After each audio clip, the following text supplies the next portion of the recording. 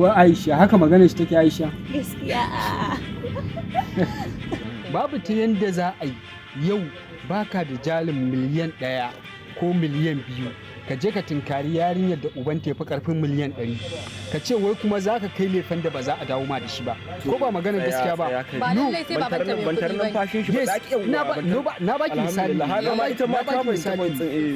ina baki misali ne yanzu shi da yake maganan wani laifi da dai sauran wasu, in har ya shirya auren akwai 'yan mata kyawawa waɗanda na san illa shi ma zai bi kyan fuska ne, ko ba haka ba, da kuma da kyan hali za ka iya samun yarinya wacce wannan laifin da kake tunani in ka kai za a dawo ma da shi, idan ka kai gidan wasu za a tarbai ka da hannu biyu a inganta ka. Amma kuma yanzu samari kun sa ma kanku wani guri sai kun auri kyakkyawar fuska ko kuma kun auri wata da babanta wani ne, ko kuma kun yi aure mai kyau domin abokanku su ga cewa kun auri mace yan boko ko mai kyau, ko ba haka bane?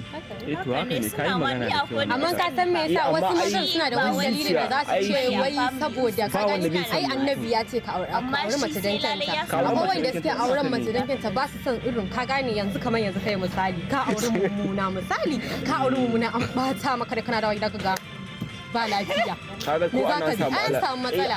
Amma ka auri kyakkyawa ko ba ta ma da ta yi ka kalla fuskanta ta yi kwalliyan nan ma zai saka ka ji farin ciki a cikin ranka, amma ka dawo gida ba lafiya fuska ya ba ku ba ce ai ba ta ba mu nana sai dai wanda shine nace tabbas akwai ke wallahi za ka yi auren ma mai kyau ma ba ta gyara kwalliyanta wallahi ba ta da kyau. Wani mai karin magana yana cewa duk gonar da kaga ta lalace to ba a inganta ta bane.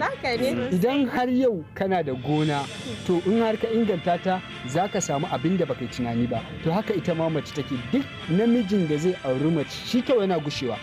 Amma idan ka auri mace ko da ba ta da kyau in har za ka tufatar da ita ka shayar da ita sannan ka ba ta abinci mai lafiya da inganci to za ta koma fresh. Ita mace tana ƙara kyau amma kuma kyau yana da sai da kuɗi. Wallahi mata sai da kuɗi, in ba kuɗi ai ba za mu kwalliya ba balle ku gani ku yaba. Anan Idris yayi. Ai ka san maza wallahi suna appreciating